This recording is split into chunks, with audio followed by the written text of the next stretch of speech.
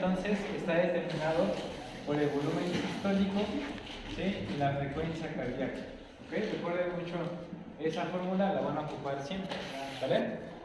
Veíamos que el volumen sistólico tiene tres determinantes principales: la precarga, la contractilidad y la poscarga. ¿Vale?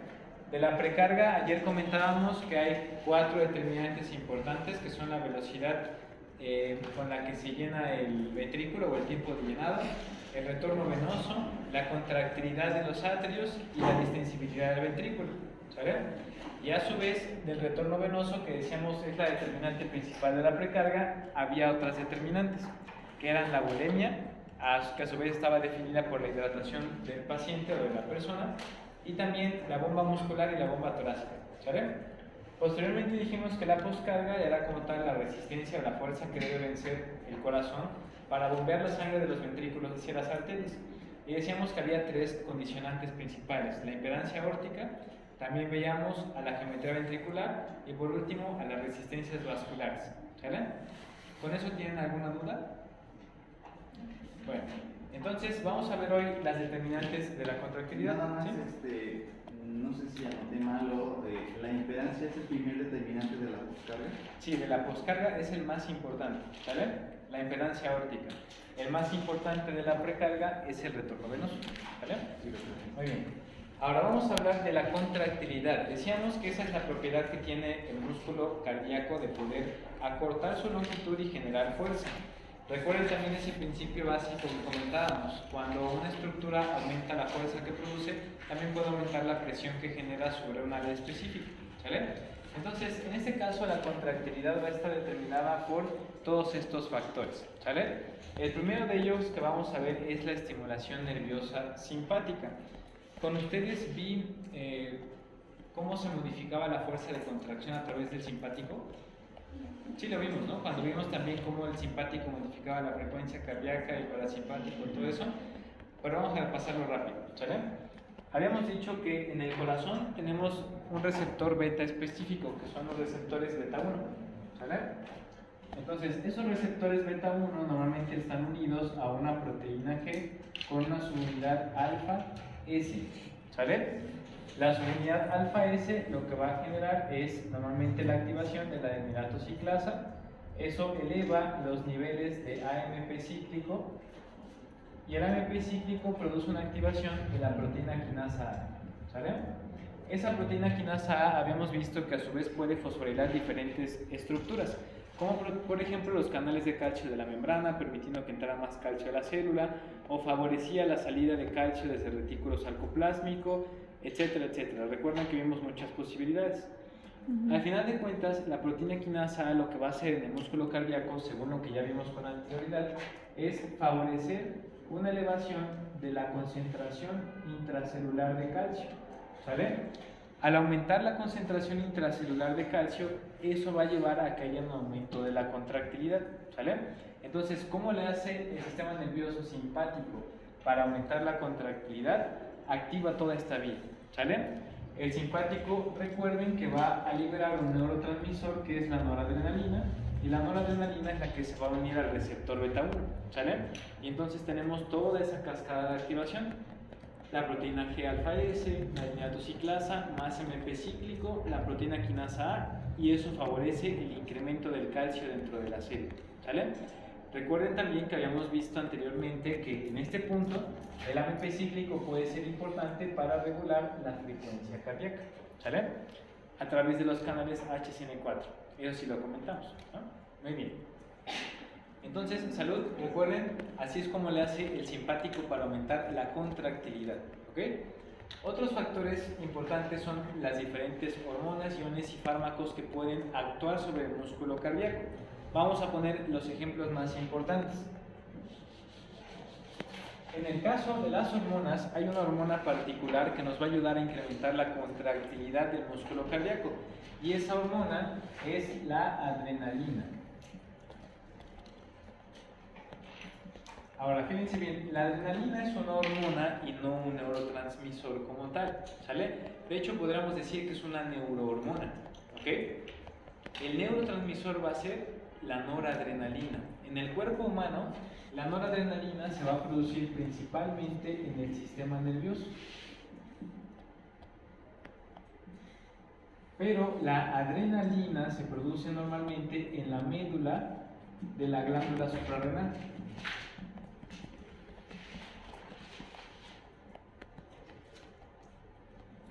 ¿Sale? En la médula de la glándula suprarrenal vamos a tener un conjunto de células que se llama células cromafines. Y esas células cromafines van a tener una enzima, ¿sale? Que se llama feniletonolamina N-metiltransferasa. ¿Ok? Esa pueden buscarla ustedes para que sepan a qué me refiero, ¿sale? Pero esa enzima, la feniletonolamina N-metiltransferasa, es fundamental para convertir a la noradrenalina en adrenalina, y solamente la vamos a encontrar en las células cromafines, y las células cromafines son abundantes en la glándula suprarrenal, ¿sale? Entonces la glándula suprarrenal produce grandes cantidades de adrenalina, y esa adrenalina va a pasar directamente a la sangre, ¿sale? Y si ustedes recuerdan, cuando hablamos de los mecanismos de comunicación celular, por ejemplo en biología celular, las células pueden comunicarse de forma autócrina, es decir, que liberan una sustancia que se une a un autorreceptor, y entonces ahí tenemos un medio de comunicación que es el autócrino. También puede ser el parácrino, donde tenemos dos células juntas, una libera una sustancia que se une a un receptor en la célula contigua, pero también tenemos la comunicación endocrina, que es cuando una célula libera a un vaso sanguíneo alguna sustancia y a través de la sangre llega a una célula distante, ¿sale? Justamente la adrenalina la encontramos en ese mecanismo de comunicación, en el endocrino. Entonces se produce en la glándula suprarrenal, se libera la sangre y a través de la sangre alcanza diferentes órganos, ¿sale? Uno de los órganos que alcanza a través de la sangre es justamente el corazón, y cuando la adrenalina llega al corazón también se va a unir a los receptores beta 1. Entonces, si se dan cuenta, al final de todo, la noradrenalina y adrenalina se unen al mismo receptor, pero la noradrenalina es el neurotransmisor que viene del sistema nervioso simpático, y la adrenalina es una hormona que viene de la glándula suprarrenal que llega al corazón y también estimula el aumento de su contracción, ¿sale? ¿Hasta aquí alguna duda? ¿No? Muy bien, ahora los iones y los fármacos. Los fármacos pueden modificar la contracción del corazón de muchas maneras, ¿sí? Normalmente los fármacos que tienen un efecto de incremento de la contracción en el corazón se llaman fármacos inotrópicos positivos, ¿sale? Así, inotrópicos. El término inotropismo hace referencia a la contracción del corazón, ¿sale? El corazón tiene 5 propiedades básicas: el vasmotropismo, el dromotropismo, el inotropismo, ¿sale? El lusitropismo y el cronotropismo, ¿sale? Se los anoto acá para que los conozcan. Inotropismo es una, la otra es cronotropismo, ¿sí? Vamos a tener el dromotropismo,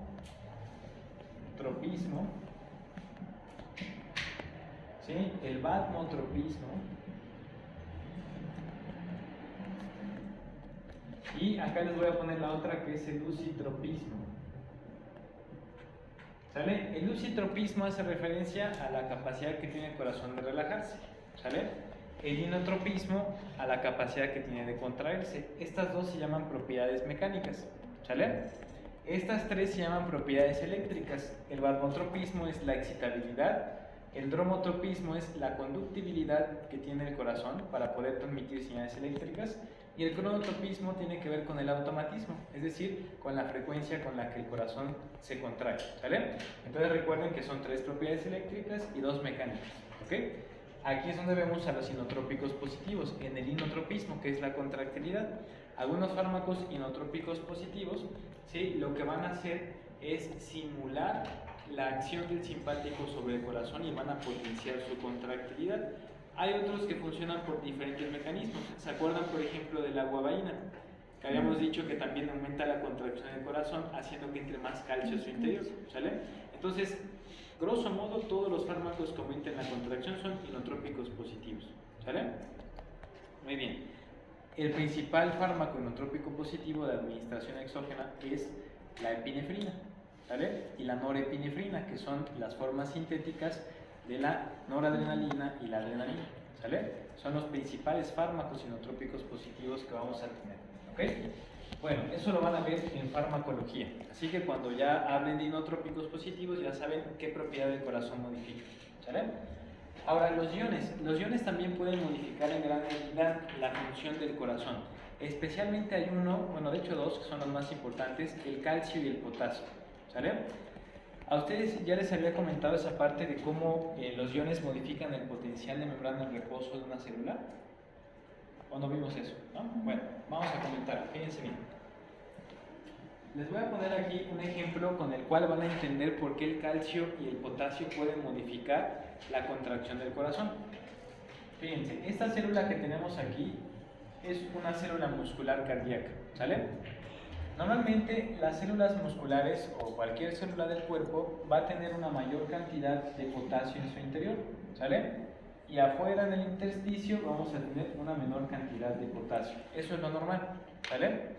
Pero cuando tenemos alteraciones en los iones, en su concentración principalmente extracelular, esos cambios en la concentración extracelular pueden producir también cambios en el comportamiento de las células, ¿sale? Vamos a suponer que ahora no tenemos esta condición normal, sino que lo que va a suceder es lo siguiente.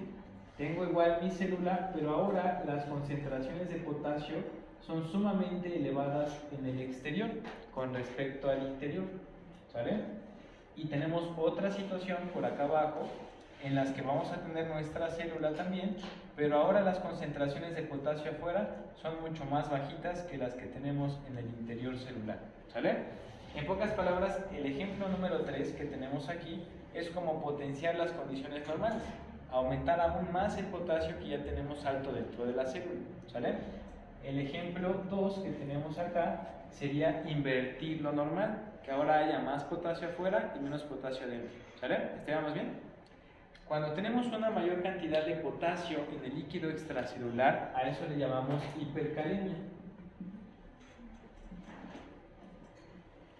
¿Sí? O también en algunos libros lo van a encontrar como hiperpotasemia, ¿sale? Y cuando tenemos una menor cantidad de potasio a nivel extracelular, a eso le vamos a llamar hipocalemia o hipopotasemia. Lo más común es llamarle hipocalemia.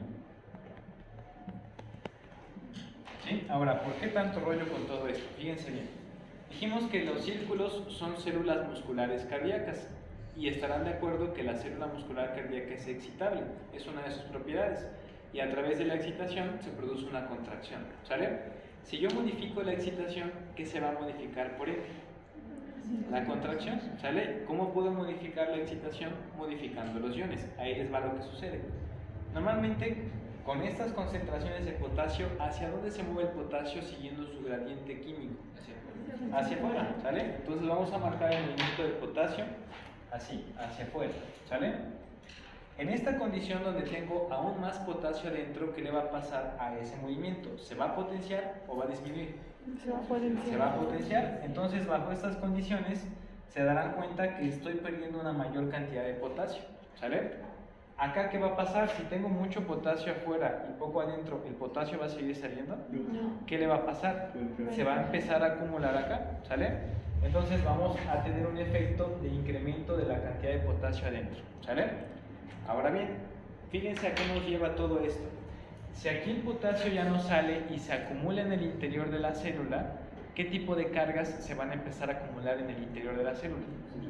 Cargas positivas. Entonces aquí voy a tener un estado de mayor positividad en el interior de la célula.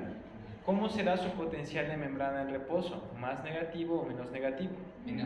Va a ser menos negativo. Entonces, si ponemos aquí la gráfica, su potencial estaba antes acá, pero con esa acumulación de cargas ahora va a estar en un valor menos negativo, ¿sale? Vamos a suponer que aquí está el umbral que debe alcanzar la célula para despolarizarse, ¿sí? ¿Se alcanzará más fácilmente o más difícilmente el umbral en esta condición?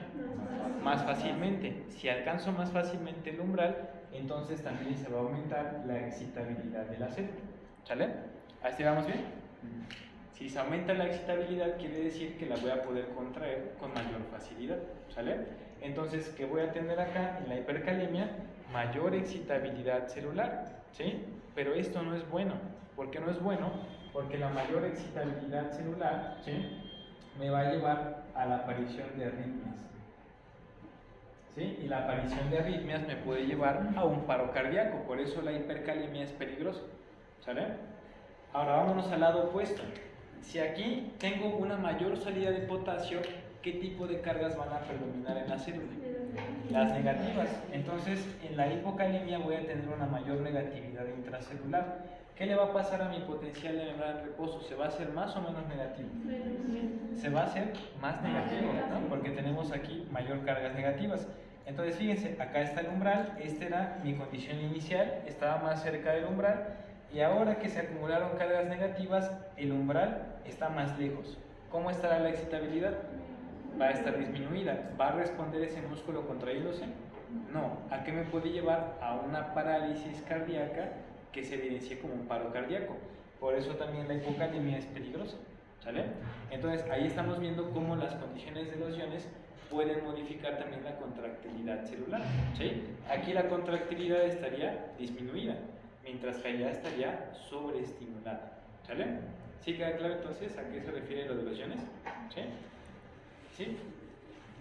¿No? Bien. Ahora, con el calcio. En el calcio tenemos un ejemplo más fácil. Si yo aumento las concentraciones de calcio, ¿cómo va a estar la contracción? Más fuerte. Y si las bajo, menos fuerte. ¿Sale? Entonces ahí tenemos otra vez el ejemplo de los iones y su efecto sobre la contracción. ¿Sale? ¿Alguna duda hasta acá? ¿Sí? ¿Con el sodio es lo mismo? Con el sodio, no, con el sodio es diferente. Fíjense bien. El sodio, lo que va a participar ahí es más en el potencial, ¿sale? Si tenemos más sodio, el potencial normalmente se va a alcanzar más rápido, ¿sale? Pero aquí lo que te va a modificar más la contractilidad es cómo llegas tú a la aparición del potencial que te desencadena la contracción. Normalmente el calcio y el potasio te dificultan o te facilitan alcanzar el umbral para generar la contracción. Si tú tienes mucho sodio, lo que va a pasar es que vas a tener mayor facilidad para producir la fase de despolarización. ¿Sí? Pero los otros dos son más importantes porque son los que te permiten llegar a la despolarización. Entonces normalmente el sodio casi no va a tener alteraciones en la excitabilidad o en la contracción, ¿sí?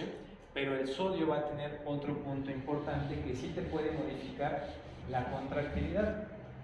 Ahorita me recuerdas que explicamos el sodio. Antes vamos a explicar otra ley que es la ley de Frank-Starling, que nos va a ayudar a entender también cómo se modifica la contractilidad con la sobrecarga de volumen, y ahí es donde va a entrar el sodio, ¿sale?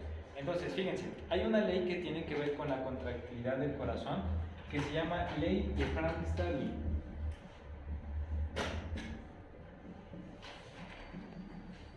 La ley de Frank-Starling nos dice que cuando aumenta la cantidad de sangre que llega al corazón, eso mejora su contractilidad, ¿sale? Ahora vamos a ver cómo. Para ello necesitamos ver esta ilustración. Si ustedes recuerdan, o bueno, tuvieron que haber visto en sus clases de músculo esquelético, la sarcómera en el músculo esquelético, para que pueda desarrollar la mayor fuerza posible, debe tener una longitud específica, ¿sale? Normalmente cuando la sarcómera en el músculo esquelético mide alrededor de 2.2 micras, es cuando el músculo esquelético alcanza su mayor fuerza de contracción, ¿sale? ¿Qué quiere decir? Que si nosotros en el corazón también tenemos una longitud parecida, el corazón va a mejorar mucho su fuerza de contracción y por ende va a aumentar la contractilidad, ¿sale? Ahora quiero que observen acá que en condiciones de reposo la longitud de la sarcómera en el corazón no es de 2.2 micras como en el músculo esquelético, que en reposo ya tiene esa longitud y cuando empieza a contraerse lo hace con toda su fuerza, ¿sale? Si la longitud de la sarcómera en el corazón es más pequeña, normalmente va de 1.5 a 1.8 micrómetros. ¿Qué quiere decir? Que el corazón en reposo no ha alcanzado su máxima fuerza de contracción, ¿sale? ¿Qué tendríamos que hacerle a esa sarcómera que es más cortita para que alcancemos esta longitud y el corazón se contraiga con la mayor fuerza posible que pueda hacerlo? Elongarla, estirarla, ¿sale? Ahora imagínense que aquí tengo un ventrículo del corazón. ¿Cómo puedo yo estirar más las paredes de ese ventrículo? Metiéndole más sangre. Por eso la ley de Frank-Starling nos dice que cuando llega más sangre al corazón, ¿el corazón qué hace? Se estira porque recibe más sangre, la sarcómera se elonga alcanza su longitud ideal, por decirlo de alguna manera, y con eso alcanza su mayor fuerza de contracción, ¿sale? Entonces la ley de Frank-Starling también nos ayuda a incrementar la fuerza de contracción del corazón cuando éste recibe más sangre, ¿sale?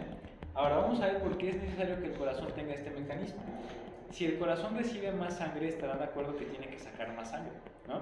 Porque si no se le va a empezar a estancar la sangre en las cavidades, ¿sí? Si aumenta la cantidad de sangre que sale del corazón, ¿qué volumen se está incrementando? El volumen sistólico, ¿sí? ¿Cómo aumenta el volumen sistólico? Aumentando la contractilidad, ¿sale? Entonces la ley de Frank-Starling me enlaza el aumento de la contractilidad con el aumento del volumen sistólico y al mismo tiempo con el aumento del retorno venoso, ¿sale? Fíjense bien, si el retorno venoso aumenta, ¿qué está llegando en mayor cantidad al corazón? Más sangre. ¿Eso qué produce? Que se elongue el corazón porque tiene distensibilidad. Tengo un mayor volumen telediastólico, ¿sale? ¿Qué tengo que hacer? Eliminar más volumen sistólico para que no se estanque la sangre y haya edema, ¿sale? ¿Cómo lo hago? Con el principio de Frank-Starling, ¿sale? Porque está más elongado, eso hace que la sarcómera se contraiga con mayor efectividad y aumenta el volumen sistólico para evitar que haya una acumulación de sangre en las cavidades, ¿sale? Entonces, ese factor de la ley de Frank-Starling, si se dan cuenta, no estaba aquí, no lo habíamos visto en la contractilidad, ¿sí? Porque es un factor intrínseco del corazón, pero también sería bueno que lo tomen en cuenta aquí, ¿sale? Y la ley de Frank-Starling es un puente entre la precarga y la contractilidad, ¿sí? Porque en pocas palabras, si aumento la precarga, ¿qué voy a desencadenar? El mecanismo de Frank-Starling. Y el mecanismo de Frank-Starling, ¿a qué me va a llevar? A un aumento de la contractilidad. Y los dos, ¿a qué me llevan? A un aumento del volumen sistólico, ¿sale? Entonces, la ley de Frank-Starling es el puente que une estas dos características de la precarga, ¿sale? Ahora, hace un rato, María Fernanda preguntaba acerca del sodio, ¿sí? Vamos a ver dónde entra el sodio en todo esto. El sodio no les modifica tanto la excitabilidad ni la fuerza de contracción del músculo, pero sí modifica mucho la cantidad de líquido que hay en el cuerpo, ¿sale? Si yo tengo un paciente que tiene exceso de sodio, el sodio me va a retener líquido, ¿sale? Si retengo líquido, ¿qué me va a aumentar de las determinantes que hemos visto? La bulimia. Si aumenta la bulimia, ¿qué aumenta? El retorno venoso. Si me aumenta el retorno venoso, ¿qué va a aumentar entonces? La distensión del corazón y la necesidad de aumentar la fuerza contráctil. Entonces el sodio me puede producir a lo que se llama sobrecarga de volumen cardíaca, ¿sale? Entonces ahí me puede modificar la fuerza de contracción, pero si se dan cuenta no la disminuye, de hecho estimula su incremento, ¿sale? Entonces ahí podemos encontrar el papel del sodio, ¿sale? También podríamos encontrarlo a nivel molecular en el intercambiador sodio-calcio. Fíjense lo que podría hacer, ahí sí puede tener un efecto un tanto directo sobre la contractilidad del corazón. Si aquí tengo una célula cardíaca, acá está el intercambiador sodio-calcio. Normalmente el intercambiador sodio-calcio, ¿qué es lo que hace? Va a meter sodio y va a sacar calcio, ¿sale? Normalmente me saca un calcio por cada 3 sodios que mete, ¿sale? Pero ¿por qué está haciendo ese movimiento el intercambiador? Porque el sodio tiene un gradiente, ¿sale? Si la cantidad de sodio disminuye en el líquido extracelular, ¿el sodio se va a seguir metiendo? No, va a salir. Va a empezar a salir. ¿Y qué va a meterse? Calcio. Entonces, la hiponatremia, que es la disminución de sodio en el líquido extracelular, me podría aumentar un poquito la contractilidad cardíaca, ¿sale? Pero la hipernatremia, ¿qué me va a hacer? Va a querer mover más sodio al interior y va a salir más calcio. ¿Qué haría entonces la hipernatremia? Disminuir un poco la contracción, ¿vale? ¿Pero por qué la disminuye un poco? Porque solamente le estamos quitando una de las múltiples entradas de calcio que tiene la célula, pero no le estamos quitando todas, ¿sale? En cambio, cuando tú bajas el calcio, aunque todas tus entradas de calcio estén bien, le estás quitando lo que necesita para contraerse. Por eso influye más en la contracción, ¿sale? Bueno, ¿sí queda claro? Ok, entonces ahí ya vimos esta última parte, cómo los iones pueden influir en la contracción del corazón, ¿sale? Muy bien. ¿Dudas con las determinantes de volumen sistólico? Ya terminamos de ver todas. ¿No? ¿Así vamos bien? Ok, ¿sí? Normalmente la epinefrina y norepinefrina, que son las formas externas o sintéticas de la adrenalina y noradrenalina, ¿sale? En general las catecolaminas son inotrópicas, también la dopamina incluso puede tener efectos inotrópicos, ¿sale? Muy bien, ¿alguna otra duda que tengan? ¿En la bomba muscular ahí aumenta la contracción o era al revés? En la bomba muscular lo que aumenta es más la precarga, ¿sale? Porque cuando tú inspiras... ¿te refieres a la presión del tórax? No, muscular para las piernas. ¿En la bomba muscular? Ya, en la bomba muscular la vamos a ver más adelante, pero se la repito, ¿sale? Cuando los músculos de las extremidades inferiores se contraen, van a comprimir a las venas. Eso obliga a la sangre a regresar al corazón, ¿sale? Esa es la bomba muscular. Cuando tú inspiras profundo, generas presión negativa en el tórax. Eso succiona la sangre hacia el corazón y a eso le llamamos la bomba torácica, ¿sale? ¿Alguna otra duda? Es similar a un efecto de vacío. Exactamente como si fuera un efecto de succión o de vacío, ¿sí? Porque acuérdense lo que dice la ley de Boyle: a mayor volumen hay menor presión. Si hay menor presión, entonces es como si fuera una presión negativa y genera un vacío, ¿sale? ¿Alguna otra duda? ¿No? Bueno, vamos a ver las determinantes de la frecuencia cardíaca, que es la otra variable del gasto cardíaco que nos falta ver, ¿ok? Entonces, fíjense, las dos principales determinantes de la frecuencia cardíaca ya las vimos, ¿sí? Cuando explicamos el efecto del simpático y el parasimpático sobre los canales HCN4. ¿Se acuerdan que los canales HCN4 son canales que se activan con hiperpolarización y que son modulados por nucleótido cíclico? Si yo aumento el nucleótido cíclico, se van a abrir con mayor facilidad. Si disminuyo el nucleótido cíclico, se abren con más dificultad, ¿sale? Si los canales HCN4 se abren con mayor facilidad, alcanzo más rápido el umbral y aumenta mi frecuencia cardíaca. Si los canales HCN4 se abren con mayor dificultad, se alcanza más lento el umbral y baja la frecuencia cardíaca, ¿sale? Recuerden que ya habíamos comentado eso. Entonces, aquí vamos a ver, por lo tanto, que el simpático y el parasimpático son las dos principales determinantes de la frecuencia cardíaca, ¿sale? Si se activa el simpático, la frecuencia cardíaca sube. Si se activa el parasimpático, la frecuencia cardíaca baja, ¿sale? Entonces, son las dos principales determinantes. Ahora bien, ¿por qué volvemos a ver a las hormonas y a los iones? Las hormonas, dijimos, la más importante es la adrenalina. Y la adrenalina tiene un efecto semejante al simpático. Entonces, ¿qué le haría a la frecuencia cardíaca? Una liberación de grandes cantidades de adrenalina. La va a subir, ¿sale? Como cuando nos espantamos. ¿Alguna vez se han espantado por algo, no? ¿Y qué tal? ¿Cómo empieza el corazón? A latir como loco, ¿no? Porque cuando tenemos un evento emocional adverso, como de lucha o de huida, el simpático se activa, pero también se activan las glándulas suprarrenales. Y nuestra sangre se inunda de adrenalina y eso es lo que produce también incremento de la frecuencia cardíaca, ¿sale? Los iones, ¿se acuerdan que la frecuencia cardíaca normal, ¿de quién depende? ¿De qué estructura del corazón? Del nodo sinusal. ¿Y el nodo sinusal de qué está hecho? De células miocárdicas autorrítmicas. Entonces también pueden ser influenciadas por los iones en cuanto a su excitabilidad, ¿sale? Y si los iones influencian la excitabilidad de las células autorrítmicas, van a influenciar entonces la frecuencia cardíaca, ¿sale?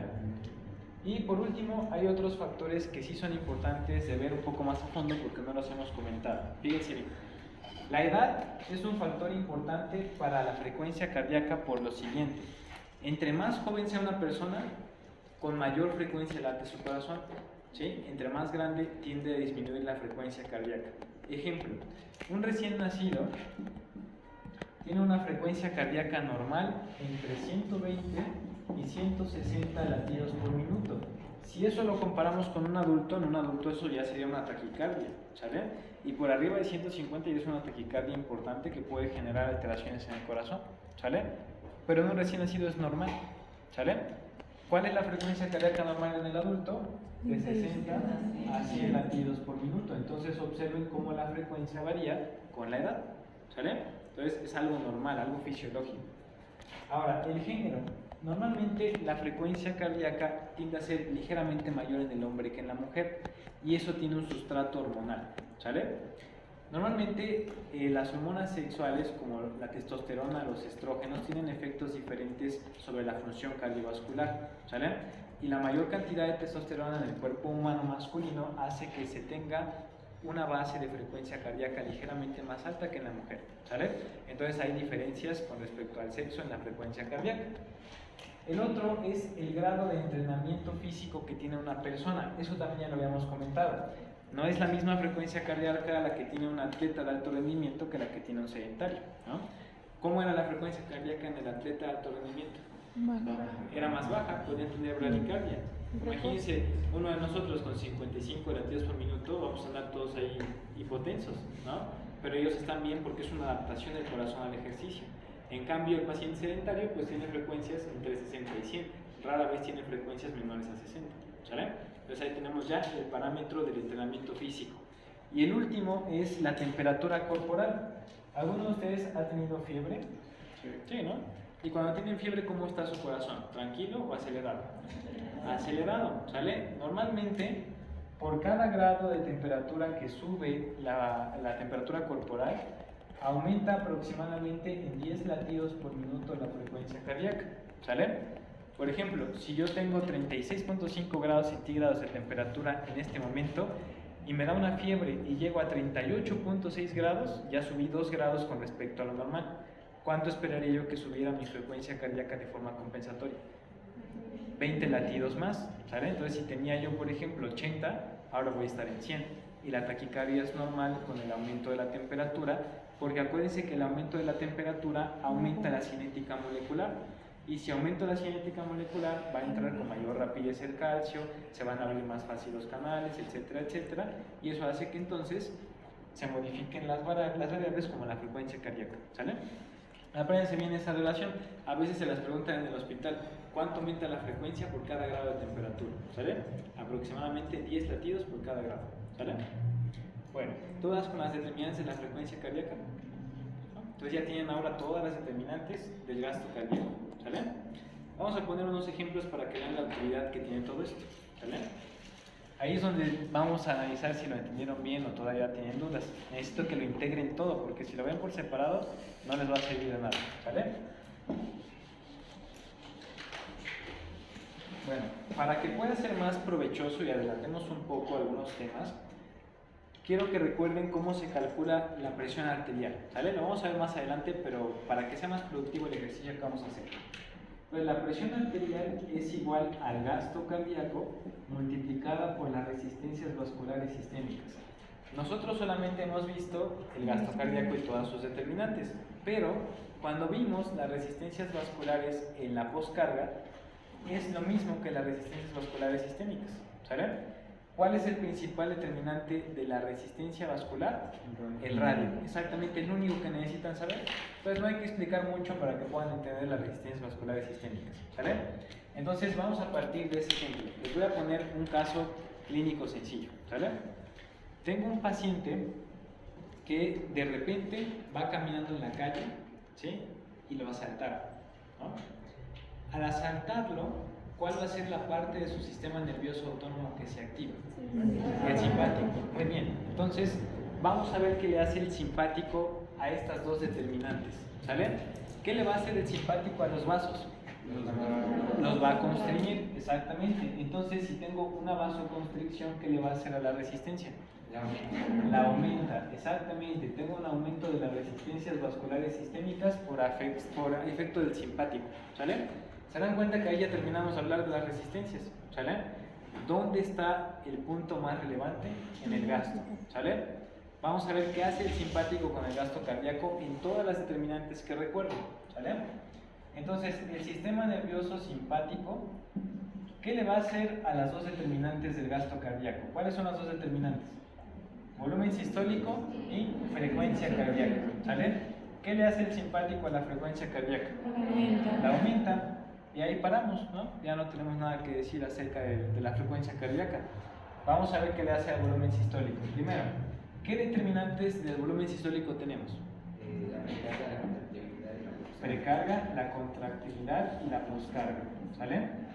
A la poscarga, ¿qué le hará el simpático? Bueno, dijo que ya se aumentó la resistencia. Va a aumentar. Aumenta la poscarga, ¿no? ¿Por qué aumenta la poscarga? Porque está modificando la resistencia vascular, ¿sale? ¿Qué le va a hacer a la contractilidad? La va a aumentar por las vías que ya vimos, ¿no? Los receptores beta 1. ¿Qué le va a hacer a la precarga? Igualmente. Y por el aumento de la frecuencia. Puede disminuirla por el aumento de la frecuencia si la frecuencia es mayor a 140, pero si no es tan incrementada la frecuencia, fíjense lo que va a hacer con la precarga, eso se los voy a adelantar tantito. ¿Solamente las arterias se contraen cuando el sistema simpático se activa? No. También las venas se contraen con el simpático, hay una venoconstricción. Si se contraen las venas, ¿qué va a aumentar? El retorno venoso. Y si aumenta el retorno venoso, ¿qué aumenta? El llenado. Y aumenta la precarga, ¿sale? Entonces el simpático también aumenta la precarga a través del retorno venoso, ¿sale? ¿Ya se dieron cuenta que el simpático activó todo? Aumentó las resistencias vasculares, aumentó la frecuencia, aumentó la precarga, la contractilidad y la poscarga. ¿Están de acuerdo que si aumenta la poscarga, pues me va a bajar el volumen sistólico? ¿Pero qué tengo aumentada? La precarga y la contractilidad, y eso me potencia más el volumen sistólico. Entonces el efecto neto es un aumento del volumen sistólico, y ya tenía yo un aumento de la frecuencia cardíaca. Entonces, ¿qué va a aumentar? El gasto cardíaco. Y si aumenta el gasto cardíaco y la resistencia, ¿qué va a aumentar? La presión arterial. Por eso en una persona que tiene una respuesta simpática intensa, la presión sube. ¿Sale? ¿Así vamos bien? ¿Sí? Sale. Entonces, ya tenemos ahí un ejemplo donde aplicamos todas las determinantes que vimos y fuimos analizando sobre cuáles tenían un impacto el simpático. Así les recomiendo que estudien, ¿sale? Si yo les dijera, ¿qué va a pasar en un paciente que está deshidratándose? ¿En qué tiene que pensar? En todos los cambios que genera la deshidratación en estas variables, ¿sale? Y entonces eso es lo que hace que ustedes empiecen a tener un razonamiento clínico. Para eso es la fisiología. La fisiología le enseña al médico a pensar clínicamente para resolver problemas, ¿sale? Entonces, si ustedes entienden lo que pasa en el cuerpo, van a poder dar explicación a la mayor cantidad de problemas, ¿sale? Muy bien, ¿dudas con esto? ¿No? Bueno, entonces ahí tenemos ya un ejercicio práctico, ¿sale? Vamos a ir viendo más conforme avancemos, pero por ahora creo que con esto ya se dieron cuenta de la importancia que tienen las variables que hemos estudiado, ¿sale? Muy bien. Ahora, es importante que además de hablar del corazón, también hablemos de los vasos. Sé que ya vieron vasos en anatomía 1, tuvieron que ver generalidades por aparatos y sistemas, ver qué es una arteria, qué es una vena, qué es el linfático, etcétera, etcétera.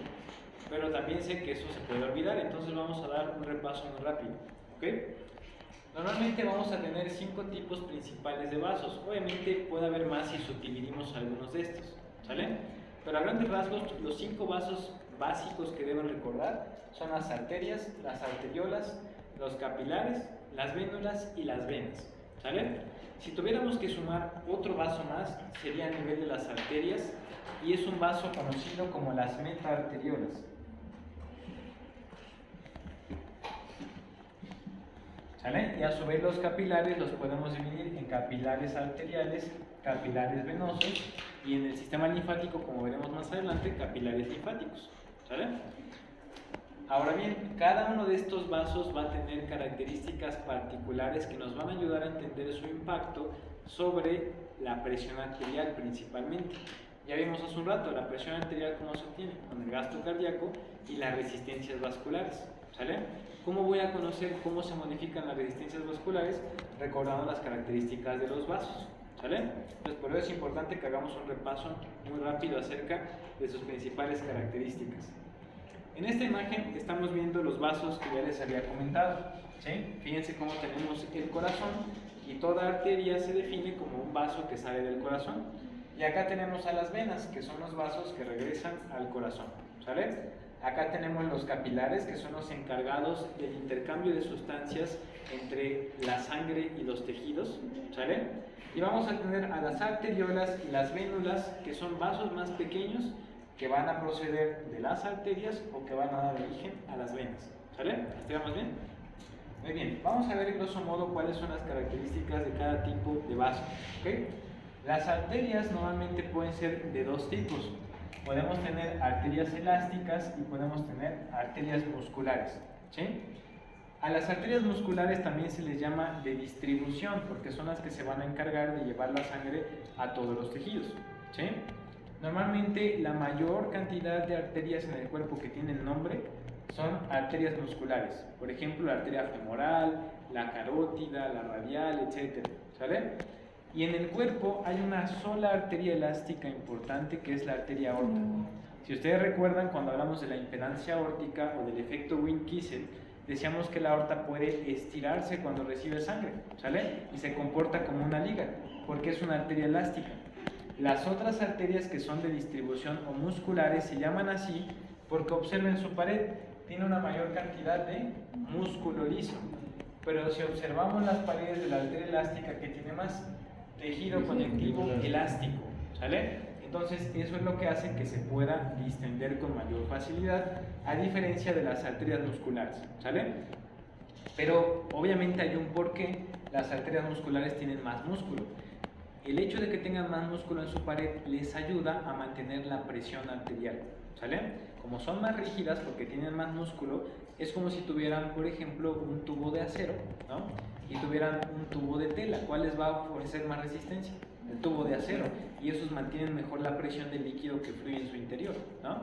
Entonces, para mantener la presión de la sangre en todo el cuerpo, las arterias musculares tienen más músculo y menos tejido elástico, ¿sale? ¿Y por qué la aorta es más elástica? Pues porque es la primera que recibe la sangre, tiene que amortiguarla y necesitamos el efecto Wien-Kissel para que la sangre siga avanzando en la diástole, ¿sale? Ahora bien, después de esto les voy a mostrar unas imágenes para que vean a lo que me refiero. Aquí tenemos la salida de sangre del ventrículo y vean cómo la aorta se tiene que estirar, comportarse como una liga para recibir esa sangre de golpe, ¿sí? Pero después vemos que cuando ya recibe la sangre se retrae para seguirla movilizando y que durante la diástole se mantenga el flujo sanguíneo, ¿sale? Entonces ahí tenemos un ejemplo de una arteria elástica. Pero todas las demás arterias del cuerpo, que son las que llevan la sangre a los diferentes órganos y tejidos, esas son musculares o de distribución y son así para mantener la presión, ¿sale? Ahora bien, en cuanto a las arteriolas son vasos más pequeños que proceden de las arterias y que se encuentran antes de los capilares, ¿sale? Aquí estamos viendo una imagen de una arteriola y observen que la arteriola se encuentra antes de los capilares, ¿sale? Las arteriolas van a dar origen a otros vasos pequeñitos que les había comentado, que son las metaarteriolas. Y fíjense cómo las metaarteriolas van a tener este conjunto de estructuras que se llaman esfínteres precapilares, ¿sale? Hagan de cuenta que las metaarteriolas son las que deciden cuánta sangre pasa a los capilares, ¿sí? Si los esfínteres precapilares de las arteriolas se contraen, ¿pasará sangre a los capilares? No, pero si se dilatan, sí, ¿sale? Entonces, las metaarteriolas son las que regulan la cantidad de sangre que pasa hacia los capilares en los diferentes tejidos, ¿ok? Ahora bien, si sumamos el efecto neto de todos los esfínteres precapilares de las arteriolas, eso nos va a permitir comprender lo siguiente. Fíjense bien, si todos los esfínteres precapilares de todas las metaarteriolas del cuerpo se contrajeran, ¿qué le pasaría a la resistencia vascular sistémica? Aumentaría. Pero si todos los esfínteres precapilares de todas las metaarteriolas se dilatan, ¿qué le va a pasar? Va a bajar. Entonces, ¿quién es el principal determinante de la resistencia vascular sistémica? Las metaarteriolas con los esfínteres precapilares, ¿sale? Cuando estos se modifican es cuando más modificamos las resistencias vasculares sistémicas, ¿sale? Entonces, si en algún momento les pregunta el principal determinante de las resistencias vasculares sistémicas, son las metaarteriolas, ¿sale? Ahora bien, vamos a poner un ejemplo de cómo las metaarteriolas regulan el flujo. Fíjense que si cerramos este esfínter precapilar que les marqué aquí, vamos a privar a todos estos capilares de flujo sanguíneo. Y si dejamos abiertos estos esfínteres, solamente vamos a ver flujo en ese recorrido, ¿sale? Entonces vamos a cerrar el esfínter y fíjense cómo todo lo demás perdió sangre y solo se mantuvo la sangre donde están los esfínteres abiertos, ¿sale? Entonces de esa manera están regulando el flujo las metaarteriolas y ayudando a generar las resistencias vasculares sistémicas, ¿ok? Ahora bien, otro punto importante después de las metaarteriolas son los capilares, ¿sí? Y dijimos que en los capilares se da el intercambio de sustancias entre la sangre y las células. Hay 4 elementos principales que se van a intercambiar entre la sangre y las células y ahí lo vamos a dejar hoy, ¿sale? Primer elemento importante que se intercambia entre la sangre y las células a nivel de los capilares, fundamental, el oxígeno, ¿sale? Otro elemento importante, el CO2, ¿sale? Entonces, esos dos van a ser elementos importantísimos, ¿sale? El CO2, ¿qué es? Un gas, pero al mismo tiempo es un desecho que procede del metabolismo celular, ¿sale? Entonces, si se están intercambiando entre la sangre y las células oxígeno y el CO2, que es un desecho, estarán de acuerdo que también se intercambian nutrientes, ¿sale? Entonces, el tercer elemento son nutrientes. ¿Qué nutrientes tenemos?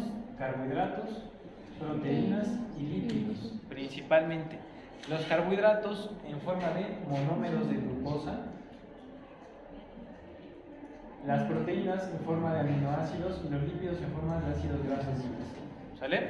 Entonces eso es lo que se va a intercambiar entre la sangre y los tejidos a nivel capilar. Y nos falta un elemento importante. ¿Cuál creen que sea? Líquido. El líquido, exactamente. El agua también se va a intercambiar entre la sangre y los tejidos a nivel de los capilares. ¿Ok? Y ahí lo vamos a dejar hoy. Mañana terminamos de ver qué tipos de capilares hay, cómo funcionan las venas y cómo se intercambian los gases, nutrientes, desechos y líquidos entre los capilares y las células. ¿Sale? Bueno, nos vemos mañana. Cuídense. Buen día.